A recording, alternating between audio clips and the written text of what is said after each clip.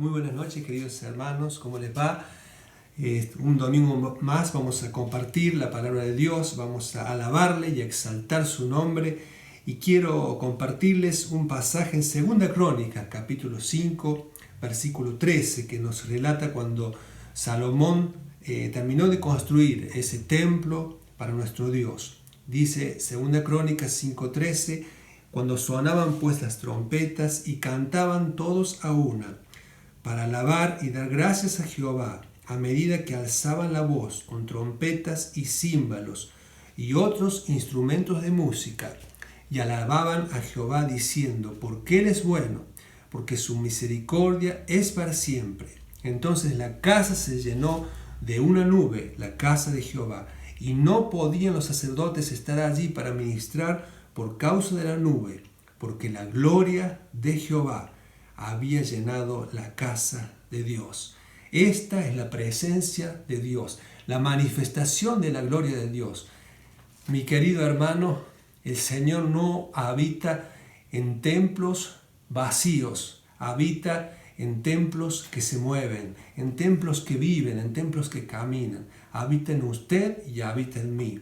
La Biblia, el apóstol Pablo nos dice que nosotros somos templo del Espíritu Santo. Qué bendita certeza y qué bendición que tenemos y que no podemos comprender. A Él sea la gloria. Dice que ellos decían, porque Él es bueno y porque su misericordia es para siempre. Oramos, Señor y Dios, gracias porque eres un Dios tan bueno, porque nos da la certeza de que el día que hemos creído en ti, siendo indignos pecadores, tú nos has perdonado. Gracias, Señor, por pagar ese precio en la cruz por cada uno de nosotros. Y gracias porque el Espíritu Santo mora en nuestra vida. A ti sea la gloria, en el nombre de Cristo Jesús. Amén. Muy bien, ahora nos disponemos a alabar a Dios y escuchamos y alabamos con dos canciones. La primera dice, grata certeza, y la segunda, ponte a orar. Que Dios nos bendiga.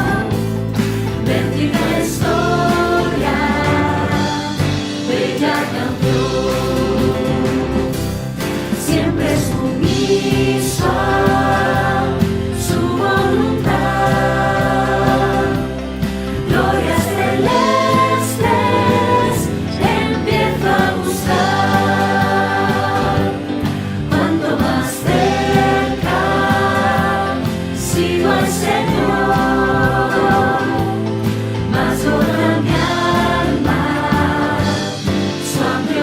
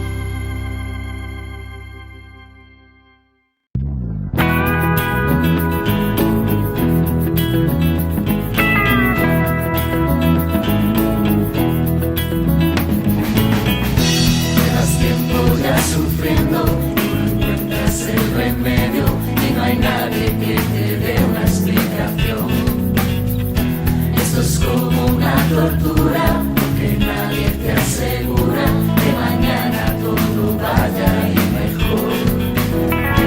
Pero una voz del cielo se abrió y háblame que yo te quiero bendecir. Ponte a orar, no importa el tiempo ni el lugar, cualquier hora del día es buen momento, porque tu Padre Dios escuchará con atención el latir del corazón. Ponte a orar.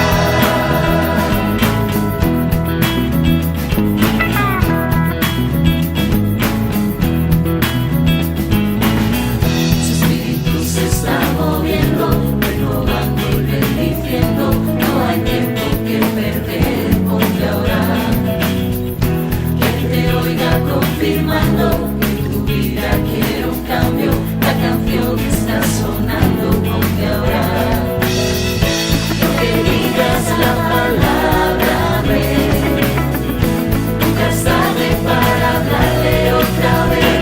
Ponte a orar, no importa el tiempo ni el lugar, cualquier hora del día es buen momento. Ponte a orar sin final y al acabar vuelve a empezar. Esto es como respirar. Ponte a orar, acércate a su trono confiado, con sencilla oración, y antes de oír tu voz, Él oirá tu corazón. Ponte a orar, no importa el tiempo ni el lugar, cualquier hora del día es buen momento. Ponte a orar sin final y al acabar vuelve a empezar. Esto es como respirar. Ponte a orar, no importa el tiempo ni el lugar, cualquier hora del día es buen momento. Ponte a orar sin final y al acabar vuelve a empezar. Esto es como respirar. Ponte a orar.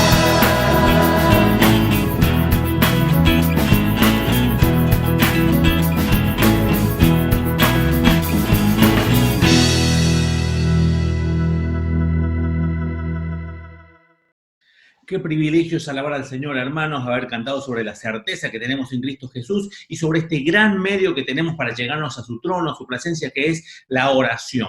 Ahora tengo el privilegio de presentar a un amigo, al pastor Salvador Gómez Dixon de Santo Domingo. Él es uno de los 10 ancianos de la iglesia allí, Iglesia Bíblica del Señor Jesucristo. Él pastorea junto con su Sugel Michelén. Él está en el pastorado desde el año 1997.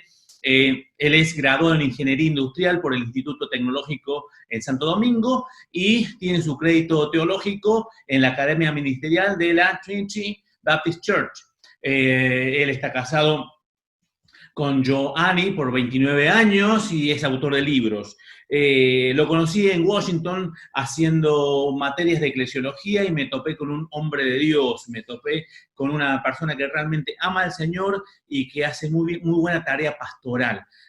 Así que bueno, le hemos pedido que nos envíe un sermón, es un sermón grabado exclusivamente para nuestra iglesia en Barrio Paz. Así que nos disponemos a escuchar la Biblia, a escuchar la palabra de Dios, a escuchar sobre la vida de José, y vamos a pedirle a Marcelo Juncos que tenga bien orar justamente por el sermón, orar por Salvador, y que Dios cada día transforme nuestro corazón a la imagen de Cristo.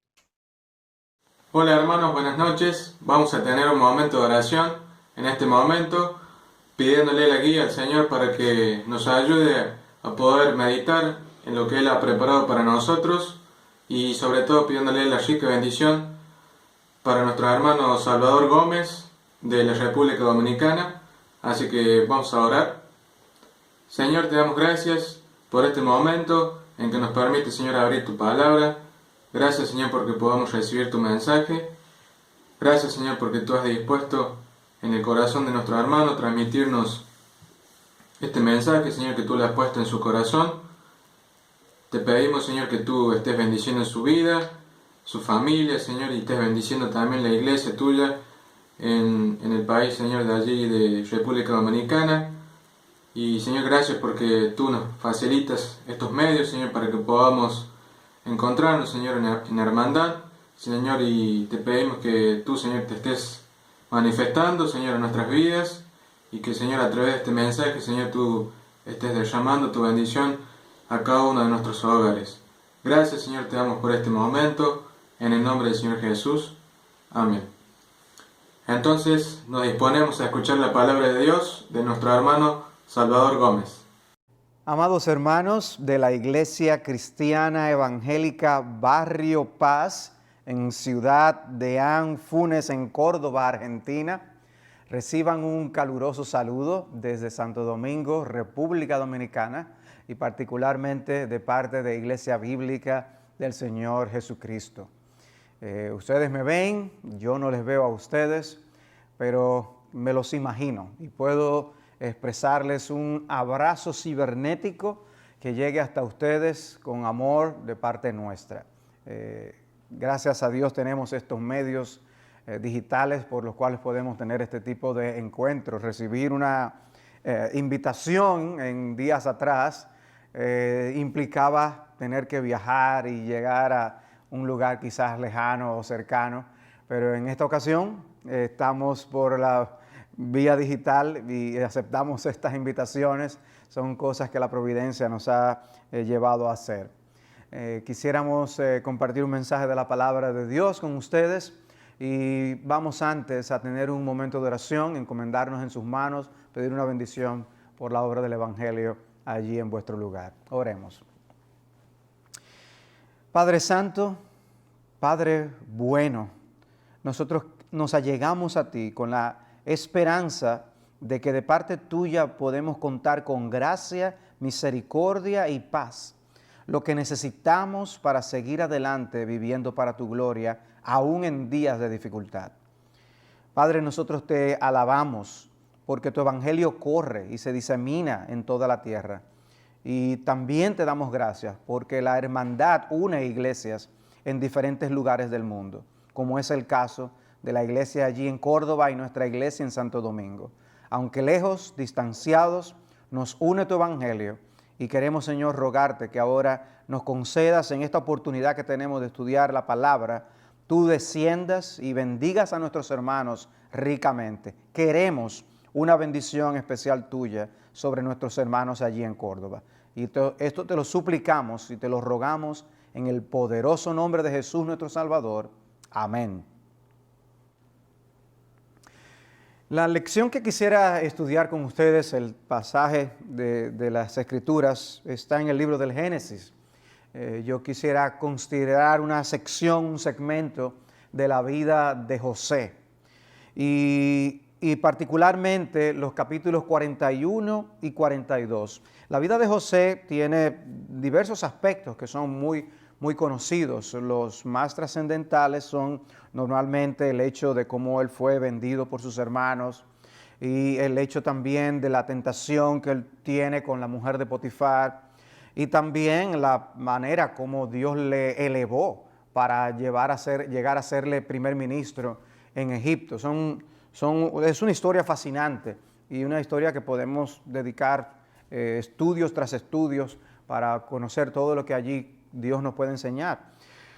Pero quisiera llamar la atención a esta sección que está en los capítulos 41 y 42. Ya para ese momento José ha sido vendido por sus hermanos, lo cual es una verdad difícil de asimilar. Que unos hermanos vendan a alguien es algo que escapa a nuestra comprensión. Podemos imaginarnos la lucha mental, la lucha emocional que José debió tener aún mientras lo llevaban hacia Egipto. ¿Qué estaría José pensando? Pensaría quizás, ¿dónde estaba Dios en todo esto? Una situación tan difícil, siendo alejado de su familia, de sus seres queridos, que sus hermanos le hicieran eso. Quizás él también pensaría, ¿qué sucedió con los sueños que él había tenido? Él se había soñado que él aparentemente iba a llegar a tener una posición privilegiada dentro de la familia.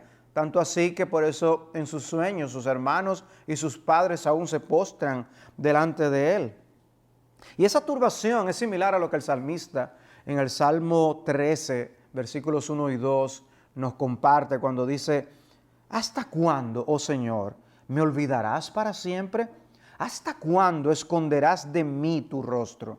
¿Hasta cuándo he de tomar consejo en mi alma, teniendo pesar en mi corazón todo el día? ¿Hasta cuándo mi enemigo se enaltecerá sobre mí? Esas dudas, esas interrogantes que llegan al alma en momentos de dificultad, como pueden algunos estarse preguntando al pasar por esta pandemia. Algunos han enfermado, otros tienen familiares que han enfermado, o han perdido el trabajo, o tienen una situación económica difícil. ¿Hasta cuándo, Señor? Pueden ser preguntas que están en tu mente. Porque las aflicciones nos hacen preguntarnos no solamente el por qué, sino también el hasta cuándo, el por qué, la duración de las aflicciones que nosotros tenemos. Y José debió preguntarse lo mismo. Las aflicciones que experimentó José duraron años. Y es duro sentirse olvidado, separado de su familia, en contra de su voluntad. A él lo dieron por muerto. Realmente era una especie de muerto en vida. Pero la realidad era que Dios no se había olvidado de él. El capítulo 39 da inicio con una confirmación de esa verdad. En Génesis 39:2 dice, y el Señor estaba con José, que llegó a ser un hombre próspero, dice el texto, y estaba en la casa de su amo el egipcio. Y vio su amo que el Señor estaba con él y que el Señor hacía prosperar en su mano todo lo que él hacía. Lo que José obviamente no sabía es que las cosas iban a empeorar. Pero luego de siervo se convertiría en un primer ministro. Y eso es parte de lo que nosotros encontramos en esta historia. Podemos ver a este hombre descender en miseria, descender y luego súbitamente ascender, como es el camino que las Escrituras nos enseñan muchas veces, que el camino de la gloria es el camino de la humillación, y en el caso de José no es diferente. Y este paso de descenso adicional que vemos en la vida de José después de haber sido vendido, lo vemos en el capítulo 39, en los versículos 13 al 23, cuando él cae injustamente prisionero. Eso, recuerden que es el caso de la tentación de la esposa de Potifar, la denuncia que ella hace. Dice en el versículo 13, cuando ella vio que él había dejado su ropa en sus manos, se había huido afuera, llamó a los hombres de su casa y les dijo, mirad, nos ha traído un hebreo para que se burle de nosotros. Vino a mí para acostarse conmigo, pero yo grité a gran voz. Y sucedió que cuando él oyó que yo alzaba la voz y gritaba, dejó su ropa junto a mí, salió huyendo afuera, y ella dejó junto a sí y la ropa de él hasta que su señor vino a casa. Imagínense la escena. Entonces, ella hizo todo un espectáculo, un teatro. Había que darle un Oscar de actuación. El punto es que ella narra esta historia y dice que entonces la ira de Potifar se enciende y lo echa en la cárcel. Pero en el versículo 21 dice lo siguiente, mas el Señor estaba con José y le extendió su misericordia. Preso injustamente y el Señor está conmigo. Es interesante. O sea, el hecho de que estemos en aflicción no significa necesariamente que la presencia de Dios no está. Su bendición está. En este caso, Dios le extendió su misericordia, le dio gracia ante los ojos del jefe de la cárcel. Puede ser la situación más difícil y en medio de ella, Dios muestra su misericordia, y eso fue lo que ocurrió en el caso de José. Puede ser que solo tengamos ojos para ver lo malo, pero si tan solo pudiéramos ver la misericordia que Dios nos extiende muchas veces en momentos difíciles, otra sería la actitud con la que enfrentáramos nuestras aflicciones. Mientras se encontraba tratando de ser el mejor siervo posible, termina preso de una manera injusta. Un hombre que había depositado confianza en José, Potifar confiaba en él. Dice que todo lo que él tenía lo había puesto en manos de José. No se preocupaba por nada teniendo a José a cargo. Sin embargo, la pasión sin dominio propio de una mujer, más las conclusiones apresuradas de las autoridades, hicieron que terminara en la cárcel. Pero nada de eso escapó al control de Dios. Dios estaba detrás de todo. Esa mujer estuvo dispuesta a destruir a un hombre antes de que ver caer su reputación. ¿Qué reputación? Como decía alguien, es fácil cometer un pecado, lo difícil es cometer un solo pecado. Y esta mujer descendió y descendió en su pecado cada vez más. El hecho es que ninguno de nosotros tiene garantía de nunca ser presa de falsas acusaciones. Son cosas que nosotros vemos de manera repetida en las Escrituras. Los justos siendo acusados injustamente. Y con el ejemplo supremo que es nuestro Señor Jesucristo. Pero Dios sabía que José era inocente. Pero eso no impidió que terminara en la cárcel, porque era parte de su plan. Dios sabía cómo había sucedido todo y en su debido momento asignaría a cada quien sus responsabilidades. Tarde o temprano nosotros daremos cuenta a Dios. En los versículos 20 y 21 es que vemos cuando es echado en la cárcel y Dios les muestra la misericordia, diciendo que Dios estaba con él. Hay un énfasis en la historia. Dios quiere que veamos que Dios está con él. La presencia de Dios con nosotros. José fue vendido y Dios estaba con él. Está lejos de los suyos en Egipto, Dios está con él. Él está preso, pero Dios está con él. En el Salmo 105 se hace referencia a la historia de José. Y dice en los versículos 16 en adelante, y llamó al hambre sobre la tierra, quebró todo sustento de pan. O sea, refiriéndose a la hambruna que llegó a toda la tierra en esos días. Y dice, hablando de Dios, envió a un hombre delante de ellos, a José vendido como esclavo. O sea, lo que Dios hizo fue preparar el escenario para cuando llegara una hambruna muchos años después. Miren de qué manera lo narra el salmista. Dios envió a un hombre delante de ellos. José vendido como esclavo. Con grillos afligieron sus pies. Él mismo fue puesto en cadenas hasta que su predicción se cumplió. La palabra del Señor lo puso a prueba. Lo que estaba en juego era la palabra de Dios. Dice hasta que su predicción se cumplió. Interesante, está hablando de las profecías que habían llegado a través de José, a través de sueños, a través de interpretaciones de sueños. Pero era Dios hablando a través de José. El hecho es que Dios ha utilizado la prisión de algunos de sus siervos para hacer grandes bienes. El profeta Jeremías, acusado falsamente, confinado en prisión. Pero esa misma prisión era una confirmación de las profecías que él había dado. Dios le había dicho que sería entregado en manos del rey de Babilonia. Sansón fue apresado y luego derrotó a los filisteos. El apóstol Juan exiliado en Patmos y nos dejó el legado de Apocalipsis. Lutero tuvo que esconderse y tradujo las Escrituras. Juan Bunyan estuvo preso por más de 12 años y nos dejó el progreso del peregrino. ¿Ven la mano de Dios detrás de estas cosas? A cierto presidente de los Estados Unidos le apenaba tener que utilizar espejuelos.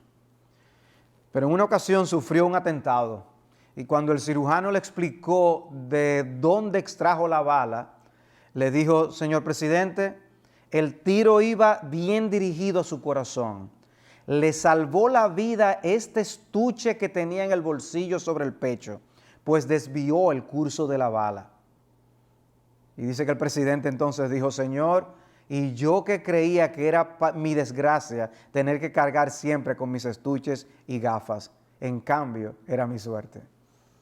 Dios utilizando aquellas cosas que pensamos que son para nuestro mal. José no se llenó de amargura, se mantuvo enfocado en el Señor, gracias a Dios, a pesar de todo el tiempo que pasó.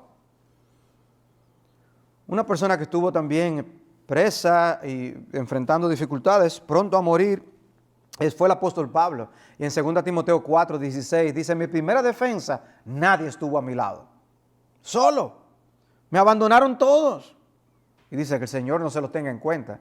Pero el Señor estuvo conmigo y me fortaleció a fin de que por mí se cumpliera cabalmente la proclamación del mensaje y que todos los gentiles oyeran. Y fui librado de la boca del león. De manera que nosotros podemos ver claramente cómo la mano de Dios puede utilizar los eventos más difíciles, más aflictivos, para llevar a cabo sus planes y dar cumplimiento a sus profecías. Y aquí entonces llegamos al capítulo 40 y encontramos a un José ayudando y sin ayuda. Es lo que yo he llamado a su experiencia en la cárcel. A un José ayudando y sin ayuda. Ayudando porque recordarán la historia del panadero y el copero, pero él mismo queda sin ayuda. Uno lee ese capítulo y parecería que lo que ocurre en ese capítulo fue en vano. José ayuda con la interpretación de 2 sueños que tienen 2 personas que están presas con él, y al final parece como si todo fue en vano. José confiaba en que uno de ellos lo iba a recordar para luego lo ayudara, pero sencillamente él se olvidó. Y el capítulo termina diciendo en el versículo 23, mas el jefe de los coperos no se acordó de José, sino que se olvidó de él. Uno diría, para colmo de males, y también se olvidan de él. Está preso, injustamente preso, años preso, y se olvidan. Pero no todo fue en vano, porque los eventos de este capítulo fueron el eslabón necesario para elevar a José a la preeminencia en Egipto. Y eso tomó varios años, pero Dios lo hizo. Dios dejó a José preso años. Es solo que las cosas no son cuando nosotros queremos. Pensemos por un momento todas las cosas que tenían que ir ocurriendo para que Dios llevara a José al destino que tenía preparado para él. Porque a nadie se le hubiera ocurrido que ese muchacho iba a terminar en la tierra de Egipto como un primer ministro. ¿Cómo fue que ocurrió? Bueno, en primer lugar, Jacob mostró favoritismo hacia José, dándole la túnica de colores, que ocurrió al principio de la historia. Sin ese favoritismo, los hermanos no se habrían ensañado contra él, pero se nos dice que le aborrecieron por esa causa. En segundo lugar, José recibió sueños de parte de Dios, mostrándole lo que ocurriría con él en particular y con ellos como familia. Y los hermanos le aborrecen aún más. En tercer lugar, José es enviado lejos a supervisar lo que estaban haciendo los hermanos. Y por el lugar, y por la lejanía, y por el ambiente propicio, los hermanos deciden complotar contra él. Lo arrojan en una cisterna con la intención de matarlo. Cuarto lugar, pero Dios interviene y hace pasar, qué casualidad, una caravana de madianitas que están dispuestos a comprar esclavos y José es vendido. Quinto, estos se lo llevan a Egipto, de todos los lugares donde pudieron haber ido, y allí de manera particular muestra interés un hombre llamado Potifar que termina depositando gran confianza en él. Sexto, este hombre tiene una mujer perversa que se obsesiona con José y por ella termina preso en la cárcel de Egipto. Y vean la casualidad de que Potifar era jefe de la guardia de Faraón y por ende José es encarcelado con los presos del rey. Séptimo, y ahora la historia añade un elemento adicional. 2 oficiales de Faraón son apresados y colocados juntos con José. José pudo haber sido puesto en otro sitio, o estos hombres pudieron haber sido colocados en otra cárcel. Pero Dios en su providencia los colocó a ellos en el mismo lugar. Y vean la coincidencia de que ellos tienen sueños y José es un intérprete de sueños de Dios. ¡Cuánta coincidencia! Y todavía Dios va a seguir haciendo todavía más como parte de esta historia. Hermanos, Dios sabe usar el favoritismo de un padre, la envidia de los hermanos, la ambición de los madianitas, la lujuria de una mujer. Es impresionante, Dios había decretado que las vidas de todos estos personajes se iban a entrecruzar. Dice Génesis 41, después de estas cosas, sucedió que el copero y el panadero del rey de Egipto ofendieron a su señor, el rey de Egipto, y Faraón se enojó contra sus dos oficiales, contra el jefe de los coperos y contra el jefe de los panaderos, y los puso bajo custodia en la cárcel del capitán de la guardia, en la cárcel, en el mismo lugar donde José estaba preso.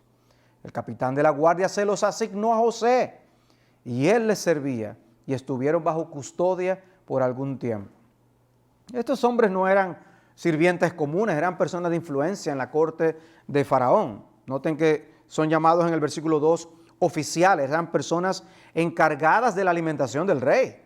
El copero probaba todo lo que bebía Faraón para asegurarse de que no había nada envenenado. Tenía que ser un hombre de confianza, y lo mismo el panadero, se encargaba de lo que comía el rey. El punto es que un hecho aparentemente aislado iba a significar la liberación de José y la salvación de muchos pueblos. El punto es que cada uno de estos personajes tuvo un sueño. José manifiesta preocupación por ellos. Versículo 5, entonces el copero y el panadero del rey de Egipto, que estaban encerrados en la cárcel, tuvieron ambos un sueño en una misma noche, cada uno su propio sueño y cada sueño con su propia interpretación. Y José vino a ellos por la mañana y los observó, y aquí estaban decaídos, y preguntó a los oficiales de Faraón, que estaban con él bajo custodia en casa de su señor, ¿por qué están vuestros rostros tan tristes hoy? Y ellos les respondieron, hemos tenido un sueño y no hay nadie que lo interprete. Entonces José les dijo, ¿no pertenecen a Dios las interpretaciones? Os ruego que me lo contéis. Cada uno cuenta su sueño, José les da la interpretación, al copero le va bien, no así al panadero. Versículo 14, solo te pido que te acuerdes de mí cuando te vaya bien, le dice al copero, y te ruego que me hagas el favor de hacer mención de mí a Faraón y me saques de esta casa. Porque la verdad es que yo fui secuestrado de la tierra de los hebreos y aún aquí no he hecho nada para que me pusieran en el calabozo. Pero la ayuda no iba a venir exactamente como José esperaba. El copero iba a tener algo que ver, pero después. ¿Te prometieron un ascenso en el trabajo hace 2 años? ¿Promovieron a otro antes que a ti? Y así hay cosas en la vida que no son cuando queremos y cómo queremos. Aunque el capítulo termina con la nota del olvido del copero en el versículo 23, no es menos cierto que la llegada de ese personaje al lugar donde precisamente se encontraba José, más la interpretación que José hizo de los sueños, fueron cruciales para lo que iba a suceder después, cuando Faraón tiene su sueño. Y eso me lleva al tercer punto. Vimos el final del capítulo 39. José es encarcelado. Vimos el principio del capítulo 41. 40, como José está ayudando y sin ayuda. Y esta es la parte crucial de la historia, porque es lo que yo he llamado cuando el prisionero se convierte en primer ministro. Un salto cuántico. Y lo primero que leemos son los sueños de Faraón. Dice en el versículo 1, y aconteció que al cabo de 2 años, y la historia lo destaca, 2 años después, Faraón tuvo un sueño. Y aquí soñó que estaba de pie junto al Nilo, y de pronto del Nilo subieron 7 vacas de hermoso aspecto y gordas, y pasían en el carrizal. Pero aquí otras 7 vacas de mal aspecto y flacas subieron del Nilo detrás de ellas, y se pararon junto a las otras vacas del río, de la orilla del río. Y conocemos esta historia de las vacas flacas y las vacas gordas, etc. También la comparación con las espigas menudas, las espigas llenas. Y dice que en el versículo 8, sucedió que por la mañana el espíritu de Faraón estaba turbado y mandó llamar a todos los adivinos de Egipto y a todos sus sabios. Y Faraón les contó sus sueños, pero no hubo quien se los pudiera interpretar a Faraón. Imagínense que hubiera aparecido alguien que lo hubiera interpretado, aunque sea falsamente. No hubieran llamado a José, pero no apareció tal persona. Nosotros tenemos una especie de cables conectados a la cabeza de Faraón. Estamos conociendo cosas que Faraón soñó. Él estaba durmiendo, es como si tuviera una pantalla de lo que sueña y que nosotros podemos ver. Era una misericordia de Dios que estos sabios no ofrecieran interpretación. Porque el diablo muchas veces puede brindar respuestas a los hombres para diferentes problemáticas. Y eso tranquilizarles, estando en un error. Muchas personas que confían en datos pseudocientíficos. Porque una cosa es ciencia, con asuntos comprobables. Y otra cosa es el pseudocientificismo, que propone cosas que no son comprobables. Como teorías del Big Bang y la evolución y cosas semejantes. Y cuando el hombre se aferra a las respuestas cómodas que ve a su alrededor, menosprecia la perspectiva de Dios acerca de las cosas y de su vida, y su vida corre riesgo. El hecho es que, gracias a Dios, estos sabios de Faraón no pudieron darle respuesta. Y de repente vemos cómo la memoria del copero empieza a funcionar nuevamente. ¿Quién haría eso?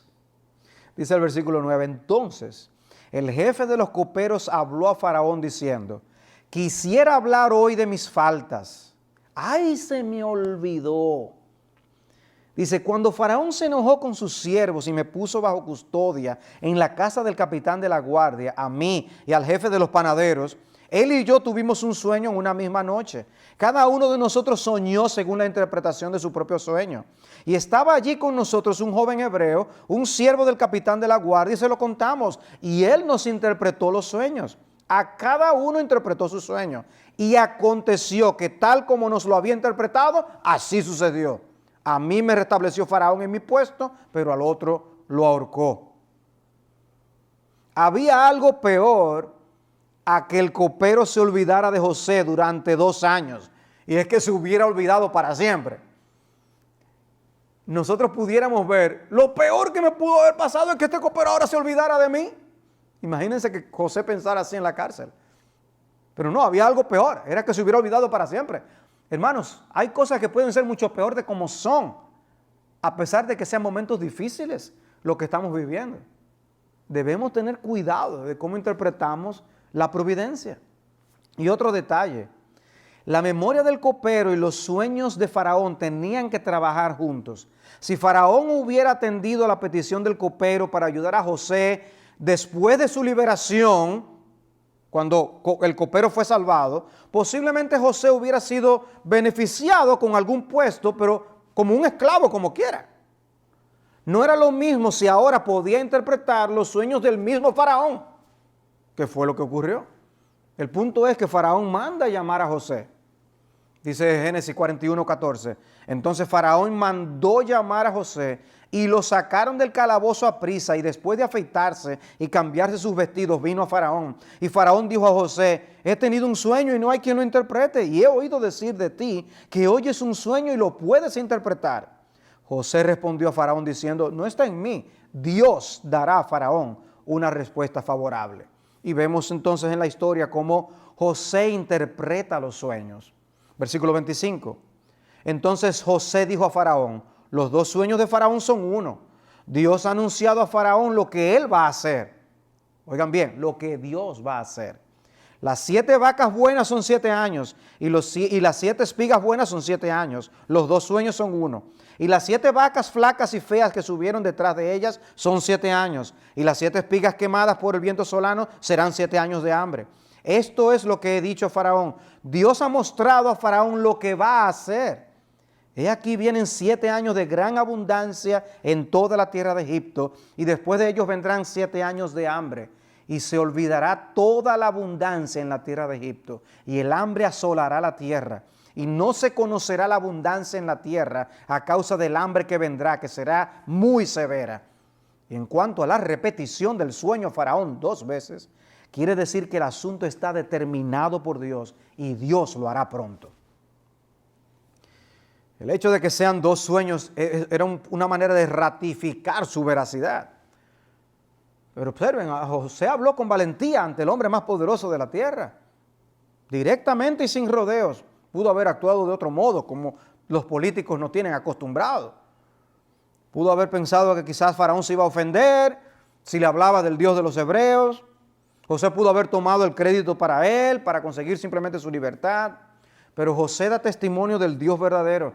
Y en el versículo 32 dice, la cosa es firme de parte de Dios, y se apresura a hacerla. Y menciona a Elohim con artículo, subrayando que está hablando del único Dios verdadero. No empezamos ya a ver algo que Dios en la historia está usando para llevar a la familia de José a Egipto. Se acerca una hambruna a la tierra. Era esa hambruna lo que iba a llevar a su familia a Egipto. Y por eso lo que leíamos en el Salmo 105, Dios envió a uno primero, el resto iría después. Ahora bien, José no solo explica los sueños, sino que también aplica su interpretación, de modo que sea de beneficio a Egipto y a otras naciones. Él da consejo. Dice, esto es lo que hay que hacer. Versículo 33. Busque Faraón un hombre prudente y sabio y póngalo sobre la tierra de Egipto. Haga esto, Faraón. Nombre intendente sobre el país y exija 1/5 de la producción de la tierra de Egipto en los 7 años de abundancia. El hombre se comportó como un sabio en administración y economía. Y que ellos recojan todos los víveres de esos buenos años que vienen y almacenen en las ciudades del grano para alimento bajo la autoridad de Faraón y que lo protejan.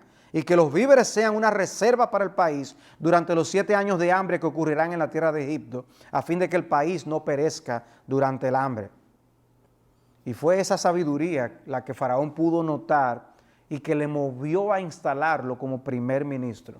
O sea, piensen en esto. Este hombre que había sido vendido, este hombre que había sido tratado como un esclavo y este hombre que había sido acusado falsamente, mal preso por causa de esto, ahora está pasando a ser primer ministro de Egipto. ¿Cómo fue esto? Versículo 37. Y la idea pareció bien a Faraón y a todos sus siervos. Entonces Faraón dijo a sus siervos, ¿podemos hallar un hombre como este, en quien esté el Espíritu de Dios? Y Faraón dijo a José, puesto que Dios te ha hecho saber todo esto, no hay nadie tan prudente ni tan sabio como tú. Tú estarás sobre mi casa y todo mi pueblo obedecerá tus órdenes. Solamente en el trono yo seré mayor que tú. Faraón dijo también a José, mira, te he puesto sobre toda la tierra de Egipto. Y Faraón se quitó el anillo de sellar de su mano y lo puso en la mano de José y lo vistió con vestiduras de lino fino y puso un collar de oro en su cuello. Lo hizo montar en su segundo carro y proclamaron delante de él, doblad la rodilla, y lo puso sobre toda la tierra de Egipto. Entonces Faraón dijo a José, aunque yo soy Faraón, sin embargo, nadie levantará su mano ni su pie sin tu permiso en toda la tierra de Egipto. Faraón vio en José a alguien que valía oro. Pudo percibir que ese hombre joven tenía algo que a él le faltaba y que era Dios que se lo había dado. ¿Acaso hallaremos otro hombre como este en quien esté el Espíritu de Dios? Tú estarás sobre mi casa. Por tu palabra se gobernará todo mi pueblo. Solamente en el trono yo seré mayor que tú. Te he puesto sobre toda la tierra de Egipto. Le colocan el anillo del faraón en su mano. Es vestido con ropas finísimas, collar de oro en su cuello. Se es subido al carro de Faraón, su segundo carro. Una orden de que todo el mundo se postre ante él. De verdad, es impresionante. Y le da por mujer aún una de sus hijas. Citando nuevamente el Salmo 105, dice el versículo 20, el rey envió y lo soltó. El soberano de los pueblos lo puso en libertad. Lo puso por señor de su casa y administrador sobre todos sus bienes, para que encarcelara a sus príncipes a voluntad suya y a sus ancianos enseñara sabiduría. Como una cenicienta, ahora José se había convertido en príncipe. Fue fiel al Dios de sus padres en todo y ahora es hecho un gobernador en la tierra de los faraones. Algo similar, ¿no? Fue lo que ocurrió también con Daniel. En tierra de paganos se ganaron el respeto de todos. Dieron buen testimonio de ser siervos del Dios Altísimo. Nunca dieron su brazo a torcer cuando se trataba de ser leales al Señor. Aquel que está por encima de todos los reyes y todos los príncipes de este mundo. En él tenía José sus ojos, en él Daniel tenía sus ojos. En un solo día Dios hizo todo esto. ¿Pueden ver lo extraordinario de esta historia? Desarrollar una trama que llevara a José de la cárcel al trono, quizás hubiera tomado años, pero Dios lo hizo en un día. Le manda un sueño a Faraón y antes de que el día se termine, ya José termina como primer ministro. Y normalmente los cambios bruscos son difíciles de manejar. ¿Han visto ustedes esas personas que se ganan una loto, se hacen multimillonarios de la noche a la mañana y no saben después cómo manejar sus vidas y se destruyen a sí mismos? Cuando es para mal, nuestro espíritu desmaya y se decae con estos cambios bruscos. Pensamos que Dios nos ha abandonado. Cuando es para bien, nos enorgullecemos. Aún Pablo, cuando tuvo esa experiencia de subir al tercer cielo, recibió un aguijón en la carne para que no se enorgulleciera. Con el primer tipo de cambio, cuando es para mal, pensamos que Dios nos ha olvidado. Con el segundo, nosotros somos los que nos olvidamos de Dios. Nos hacemos más seculares. Pero José fue un buen ejemplo de un creyente que enfrentó cambios bruscos para bien y que supo mantener su fe en curso, aun cuando los cambios fueron para mal y aun cuando los cambios fueron para bien. Un día él era el hijo favorito de su casa y al siguiente se encontraba camino a Egipto como esclavo. Escala a una posición de autoridad en casa de Potifar y en un instante termina en prisión por algo que no cometió. Un día se llenó de esperanzas con el copero, pero pasaron 2 años olvidados. Y luego de repente lo llaman de la corte de Faraón y en un abrir y cerrar de ojos es el segundo de todo un imperio. El obrar de Dios. Todos tenemos altibajos, pero José debió sentirse en una montaña rusa. Y en medio de tantos cambios se aferró a una constante inconmovible, al Dios inmutable. Y nosotros también estamos llamados a darle a Dios la prioridad en todas las circunstancias de nuestras vidas. Fue un ascenso increíble, menospreciado por sus hermanos y elevado de esta manera tan gloriosa. Algunos por eso comparan la historia de José con la historia de nuestro Señor Jesús. También fue menospreciado por sus hermanos y sin embargo, ¿hasta dónde llegó?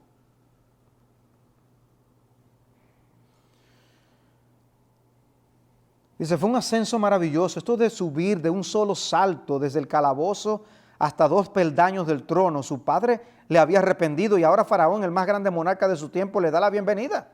¿Recuerdan ustedes cuando Jacob le dijo, eso, mijo, deja de tú de estar hablando así? Sin embargo, era verdad, eran ciertos esos sueños.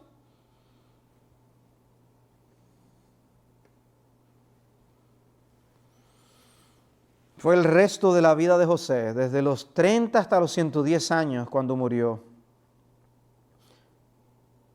Por el resto de la vida de José, no le vamos a oír pronunciar una palabra de resentimiento. Y eso es impresionante. Ni siquiera una palabra de reproche a sus hermanos. Que no nos vamos a detener a ver esa parte de la historia, eso sería asunto de otro estudio. Pero la última parte del capítulo nos deja ver algunas cosas. Por un lado, la edad que tenía José cuando sucedió. Dice Génesis 41:46, José tenía 30 años cuando se presentó ante Faraón, rey de Egipto, y salió José de la presencia de Faraón y recorrió toda la tierra de Egipto. En Génesis 37:2 se nos dice que José tenía 17 años cuando fue vendido, 13 años de aflicción y sufrimiento. En el versículo 52 vemos que José llamó a Egipto la tierra de mi aflicción. Dios no solo usó los sueños del mismo José, sino también los sueños del copero y del panadero. Y ahora los sueños de Faraón para llevar a cabo sus propósitos. A partir del versículo 47 vemos que la interpretación de José se cumplió. Vinieron los 7 años de abundancia, seguidos por 7 años de hambre. José fue un excelente administrador y pudo almacenar grano suficiente para Egipto y para los que vinieron a Egipto buscando ayuda. los sueños de José se cumplieron. Los hermanos dudaron, sus padres dudaron, pero los sueños de José se cumplieron, porque Dios estaba hablando a través de José en esta historia. Dice que a partir del versículo 54, y comenzaron a venir los 7 años de hambre, tal como José había dicho.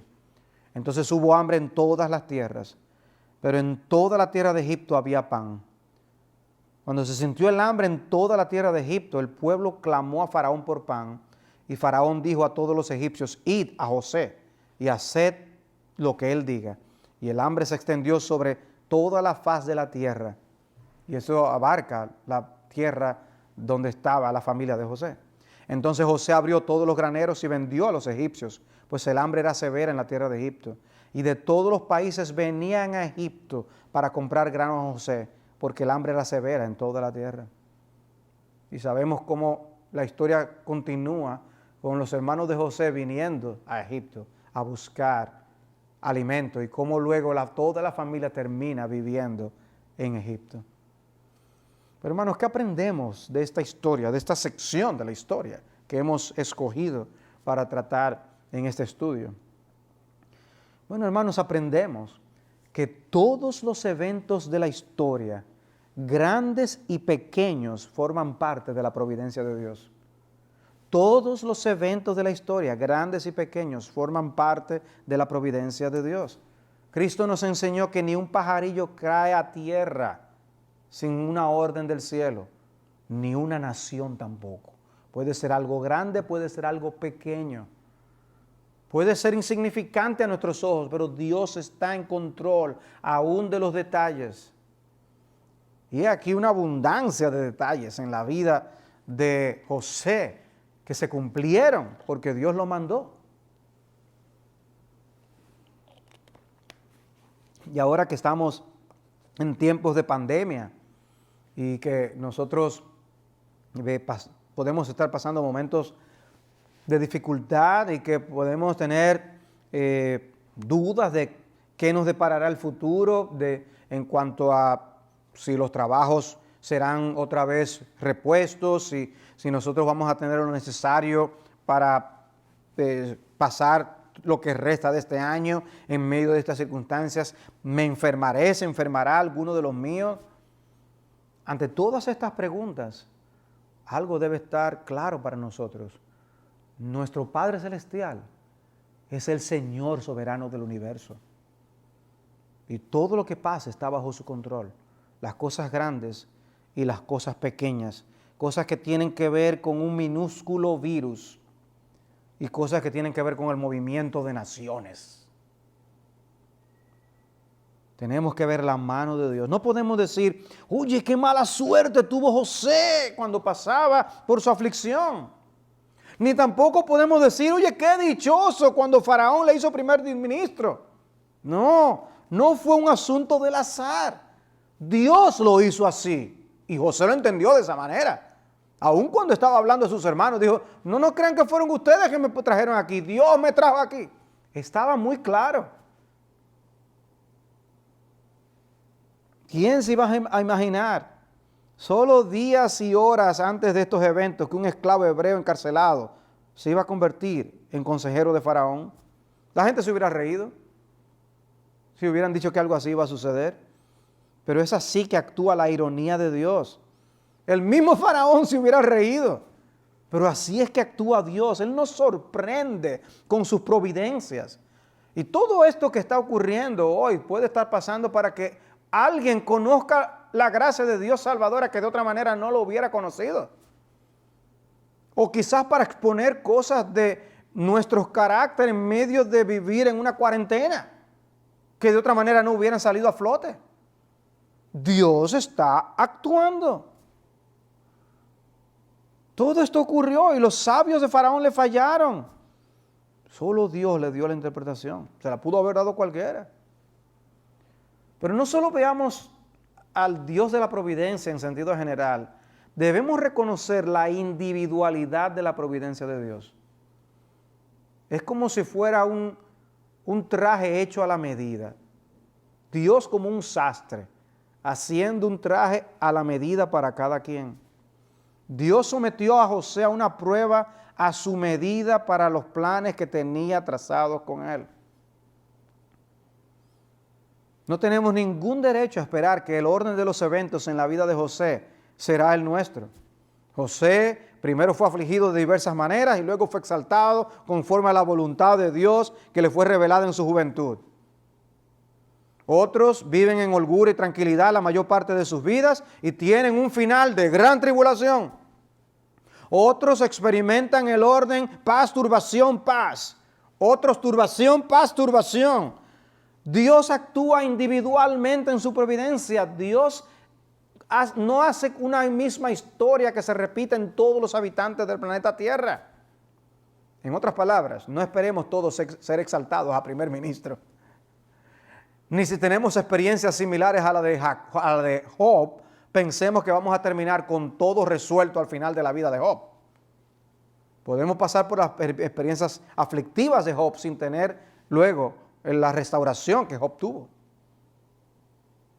Ahora, hay un sentido general en el que sí hay un orden de humillación y exaltación. Dios quiere muchas veces que conozcamos esa humillación para enseñarnos grandes cosas. Y a veces nos cambian mucho las condiciones, pero espiritualmente ocurren exaltaciones que antes no hubiéramos visto. La muerte nos espera a todos.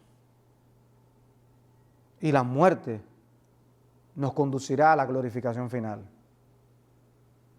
En un sentido, eso va a ser humillación, glorificación. Cristo se humilló y fue exaltado, y nuestras experiencias individuales en la vida, aunque varíen en un grado aquí, un grado allá, también nos harán experimentar humillaciones en esta tierra para nosotros poder ver nuestro pecado y entonces pasar a una glorificación. Uno ve esta experiencia de la pandemia y uno se pregunta ¿por qué? Obviamente uno no puede decir que a ciencia cierta Dios está juzgando pecados individuales, porque esto es algo universal, ¿no? Global. Pero ciertamente la causa de esto tiene el pecado detrás. Y Dios, aunque no lo traiga por un pecado particular nuestro, Dios puede lidiar con nuestros pecados en medio de la situación. Me llama la atención que cuando le preguntan a Cristo, ven acá, los que murieron en la torre de Sinoé, es porque eran hombres peores. Y Cristo le dice, antes, si no os arrepentís, todos pereceréis. ¿Qué es lo que está diciendo Cristo? Todos tenemos pecados y todos tenemos cosas de las cuales arrepentirnos. Todos tenemos que arrepentirnos. Si tú ves esa torre caer sobre algunos, arrepiéntete. Arrepiéntete. Si vemos esta pandemia llegar, no importa que no haya sido, que no haya venido por tu pecado, arrepiéntete de tus pecados de todas maneras. Aprendamos a humillarnos y Dios nos exaltará a su debido tiempo. Eso es parte de lo que vemos, aprendemos de una historia como esta.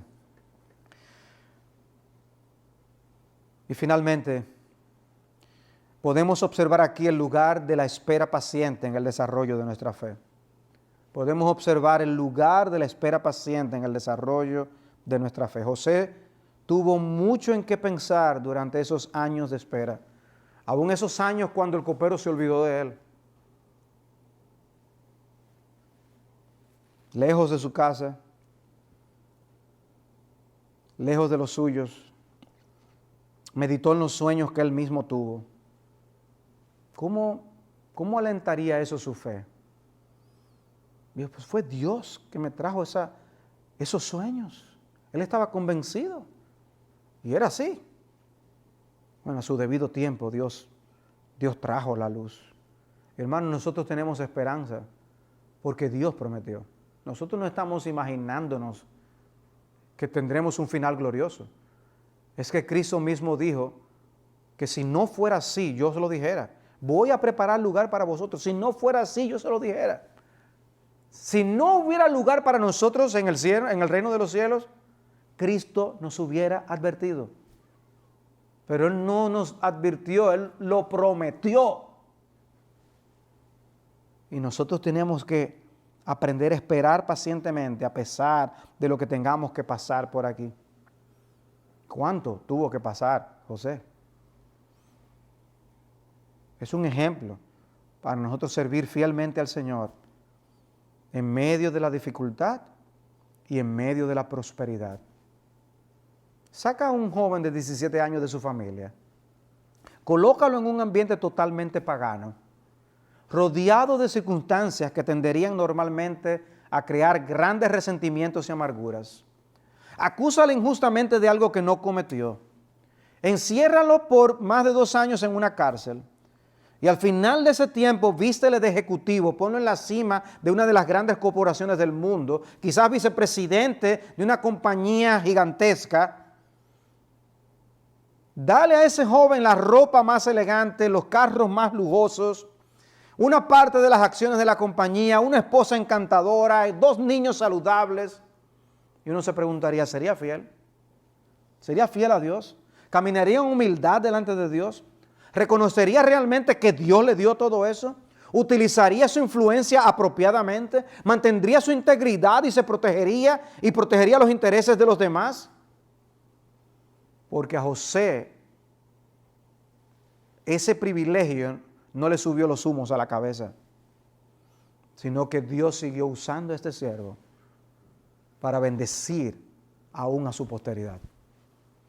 ¡Qué bendición!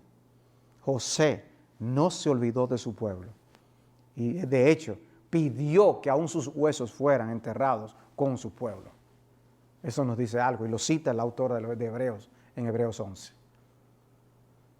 Oh, que el Señor nos ayude a nosotros a seguir pasando la pandemia, la cuarentena, las dificultades, enfermedades, estrecheces, de una manera que glorifiquemos a nuestro Dios.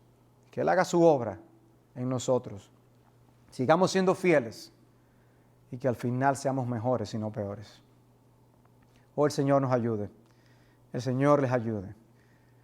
Ha sido un placer y un gozo poder comunicarme con ustedes a través de esta vía. Espero escuchar buenas cosas de la obra de Dios en medio de su pueblo. Dios les bendiga.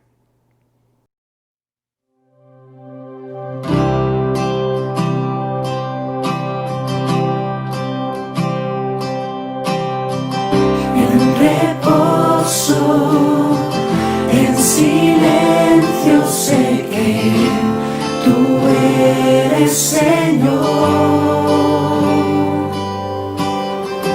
Al estar en tu presencia sé que hay restauración.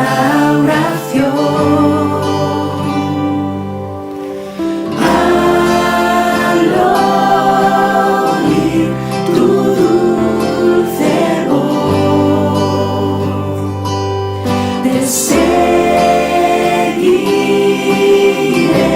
mi Rey, mi Dios.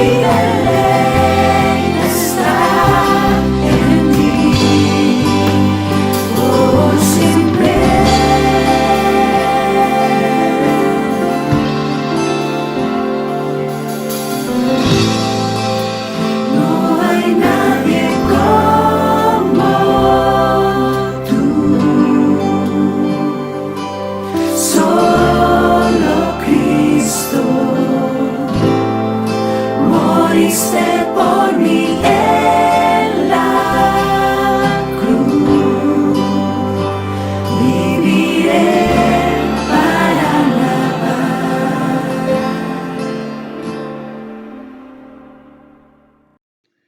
Hermanos, buenas noches. Vamos a meditar un ratito en la palabra de Dios para así poder participar de los símbolos en el día del Señor. Les invito a abrir la palabra de Dios en un pasaje muy conocido que está en Lucas 15, Lucas capítulo 15, versículo 11, la parábola del hijo pródigo. Y la Biblia dice así, Lucas 15, 11. También dijo, un hombre tenía 2 hijos, y el menor de ellos dijo a su padre, Padre, dame la parte de los bienes que me corresponde, y le repartió los bienes. No muchos días después, juntándolo todo el hijo menor, se fue lejos a una provincia apartada, y allí desperdició sus bienes, viviendo perdidamente. Y cuando todo lo hubo malgastado, vino una gran hambre en aquella provincia y comenzó a faltarle. Y fue y se arrimó a uno de los ciudadanos de aquella tierra, el cual le envió a su hacienda para que apacentase cerdos, y deseaba llenar su vientre de las algarrobas que comían los cerdos, pero nadie le daba. Y volviendo en sí dijo, ¿cuántos jornaleros en casa de mi padre tienen abundancia de pan, y yo aquí perezco de hambre? Me levantaré e iré a mi padre, y le diré, Padre, he pecado contra el cielo y contra ti. Ya no soy digno de ser llamado tu hijo. Hazme como a uno de tus jornaleros. Y levantándose vino a su padre, y cuando aún estaba lejos, lo vio su padre, y fue movido a misericordia, y corrió y se echó sobre su cuello y le besó. Y el hijo le dijo, Padre, he pecado contra el cielo y contra ti, ya no soy digno de ser llamado tu hijo. Pero el padre dijo a sus siervos, sacad el mejor vestido y vestidle, y poned un anillo en su mano y calzado en sus pies, y traed el becerro gordo y matadlo, y comamos y hagamos fiesta, porque este mi hijo muerto era y ha revivido. Se había perdido y es hallado. Y comenzaron a regocijarse.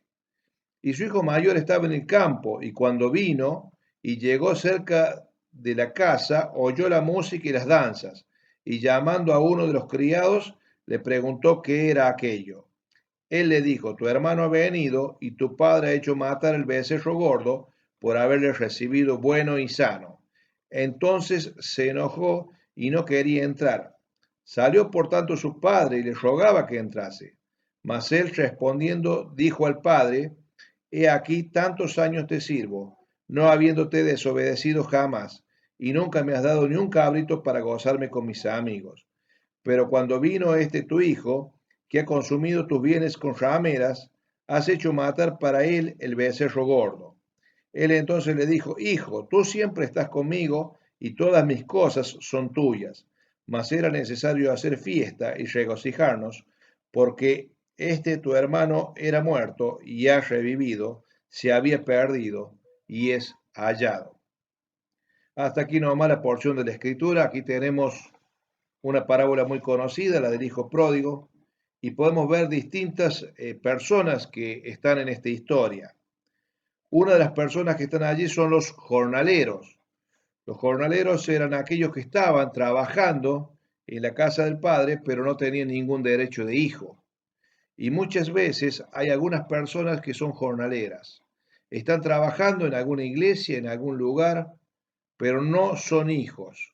Son solamente personas que cumplen una función, ya sea por un salario o por un lugar de ubicación en la sociedad, entran y están en la iglesia, pero no han llegado a tener el derecho de ser hijos. Yo no conozco quiénes van a ir viendo este video, quienes van a ir disfrutando de esto, pero es bueno que cada uno de nosotros meditemos. ¿Soy hijo de Dios o soy un jornalero? Estoy quizás en la casa de Dios, quizás participando de algunas actividades de la iglesia que pueden ser buenas o no tan buenas, pero si no soy hijo de Dios, debo tener cuidado.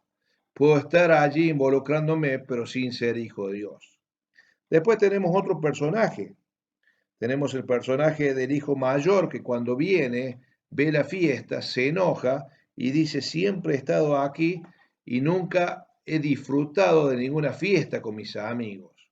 Esto nos habla de las personas también que muchas veces son hijas de Dios, están sirviéndole, pero quizás no pueden gozarse de pasar a la fiesta, sino que están recriminándole a Dios que por qué pasa esto, por qué pasa aquello, por qué me toca a mí, por qué tengo que vivir yo esto, por qué y tantos por qué que se hacen y no llegan a poder disfrutar el lugar de fiesta. También está el hijo menor que tempranamente le pidió al padre que le entregara los bienes y así se fue y los desperdició. Y cuando estaba lejos, lo primero que hizo, pensó en su padre y decidió volver. Esto nos habla también de muchas personas o muchos hermanos que se han ido y han malgastado quizás sus dones, sus talentos, sus tiempos, pero un día se dan cuenta que la vida sin Dios es una vida vana.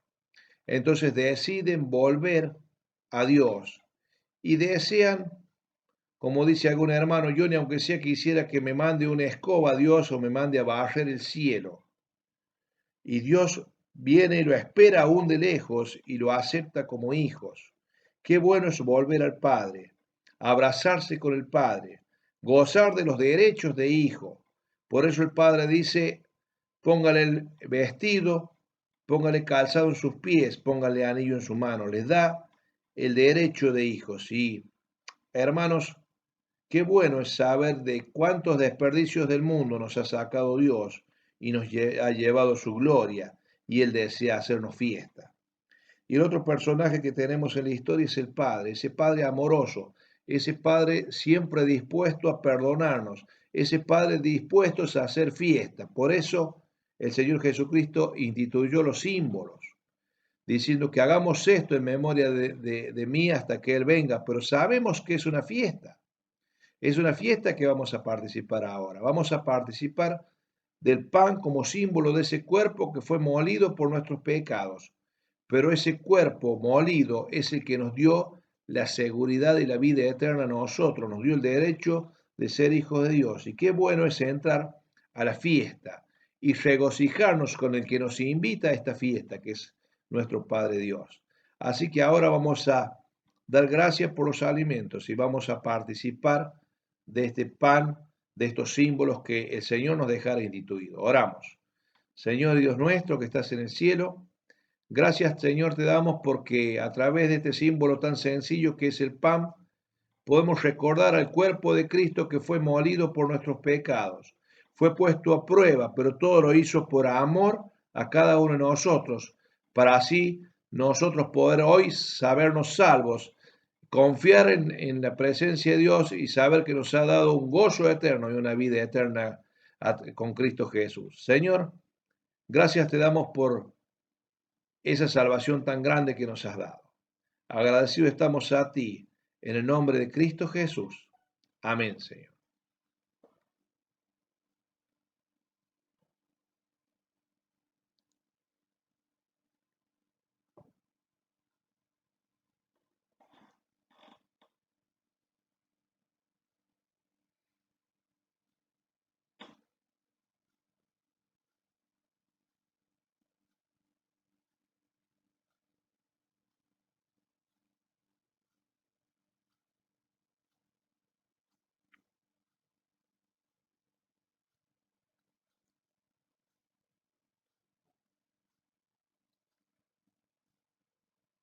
Y también el Señor dejó instituido la copa como símbolo de esa sangre preciosa que fue derramada por nosotros. Oramos por la copa.